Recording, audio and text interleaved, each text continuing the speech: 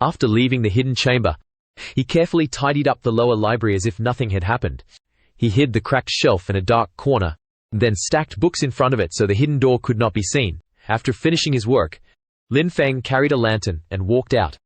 Tonight, instead of heading to the servants' quarters, he went to a small cave on the mountainside behind the academy. The cave was not large, only enough for one person to sit cross-legged. Lin Feng had found it 3 years ago while fleeing from senior disciples, bullying, and since then, it had become the only place where he could feel safe. As the sun began to rise, Lin Feng was still sitting cross-legged inside the cave. He was still full of curiosity, because for the first time in his life, he could cultivate. The basic cultivation manual he had once read in the library taught the first step of cultivation. Feel the qi in the air, then draw it into your body. Guide that qi to circulate through the dantian along the meridian pathways. It sounded simple, but for Lin Feng, who possessed a chaos spiritual root, even the step of gonin, feeling qi, had been impossible. But now it was different. He immediately felt the 9-colored vortex in his dantian. The Chaos Dragon Scroll had already fused perfectly with his spiritual core, transforming his once chaotic dantian into something harmonious. He followed his instincts, or perhaps it was the knowledge from the scroll, slowly merging with him, and he felt everything. Lightning qi from the clouds gathering above the mountain, fire qi from the rising sun, water qi from the dew on the leaves, earth qi from the rocks beneath him, wind qi from the morning breeze, light qi from the sun, shadow qi from the cave's darkness, space qi from the empty air, and beneath it all, subtle chaos qi, imperceptible qi that could link all elements together. Lin Feng did not draw in just one type of qi.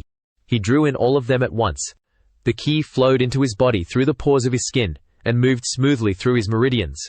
With none of the rejection he had experienced for years, all that qi gathered in his dantian, where the 9-colored vortex spun. And there, a miracle happened. Those different kinds of qi did not fight or reject one another. Instead, they revolved together in harmony. Like an orchestra performing a perfect symphony, lightning and fire complemented each other. Water and earth balanced each other. Wind and light supported each other. Shadow and space completed each other. And chaos.